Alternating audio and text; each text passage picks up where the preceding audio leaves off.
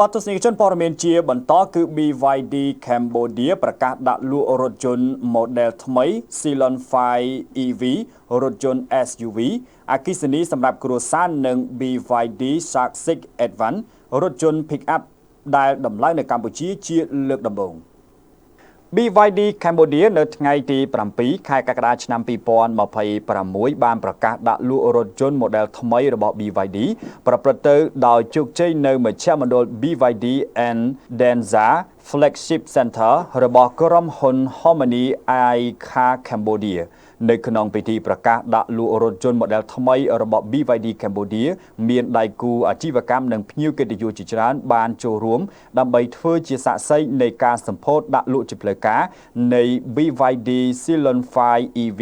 រថយន្ត SUV អគ្គិសនីសម្រាប់គ្រួសារនិងរថយន្ត BYD Shark 6 Advance រថយន្ត Pick-up Plug-in Hybrid ដែលដំឡើងនៅកម្ពុជាជាលើកដំបូងរថយន្តទាំងពីរ model នេះអាចឆ្លើយតបទៅតាមតម្រូវការប្រើប្រាស់គ្រប់ស្ថានភាពចាប់ពីការធ្វើដំណើរប្រចាំថ្ងៃរបស់គ្រួសារការដឹកជញ្ជូនការងារសំណង់រហូតដល់ការបើកបរ off-road បើតាមលោក Danny Chan នាយកប្រតិបត្តិការផ្នែកលក់រថយន្ត BYD Asia Pacific សាខាកម្ពុជា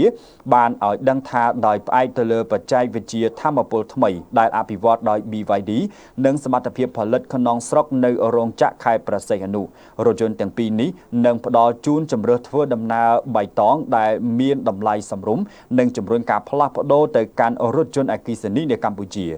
BYD Ceylon 5 EV ជារថយន្ត SUV អគ្គិសនីសុទ្ធដែលផ្ដោតលើការធ្វើដំណើរសម្រាប់គ្រួសាររថយន្តនេះអាចបើកបរបានរហូតដល់520គីឡូម៉ែត្រនៅក្នុងការសាកថ្ម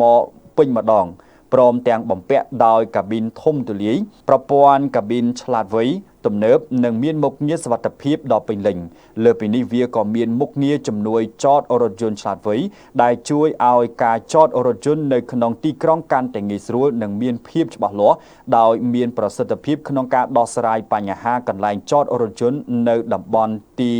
ប្រជុំជនបំពេញតម្រូវការប្រើប្រាស់បានគ្រប់ស្ថានភាពមិនថាជាការធ្វើដំណើរប្រចាំថ្ងៃការចតរថយន្តក្នុងទីក្រុងឬការធ្វើដំណើរកម្សាន្តជាមួយក្រុមគ្រួសារនោះទេរថយន្តនេះបានជួយកាត់បន្ថយចំណាយយ៉ាងច្រើនក្នុងការធ្វើដំណើរសម្រាប់គ្រួសារកម្ពុជាចំណែកឯរថយន្ត BYD Shark 6 Advance គឺជារថយន្ត Pick-up Plug-in Hybrid លំដាប់កំពូលដែលត្រូវបានដំឡើងនៅកម្ពុជារថយន្តនេះបំពាក់ដោយប្រព័ន្ធ DM Super Hybrid របស់ BYD ដែលផ្ដល់នូវថាមពលខ្លាំងកម្លាំងអតិបរមារហូតដល់ទៅ541 horsepower និងអាចបង្កើនល្បឿនពី0ទៅ100គីឡូម៉ែត្រក្នុង1ម៉ោងក្នុងរយៈពេលត្រឹម 5.7 វិនាទីការដំឡើងនៅក្នុងស្រុកធ្វើឲ្យរថយន្តនេះមានតម្លៃកាន់តែសមរម្យហើយតម្លៃចំណាយប្រើប្រាស់រយៈពេលវែងទាបជាងរថយន្ត Pick-up ប្រើប្រេងឥន្ធនៈរថយន្តទាំងពីរ model នេះផ្អែកលើបច្ចេកវិទ្យាថាមពលថ្មីដ៏ទំនើបរបស់ BYD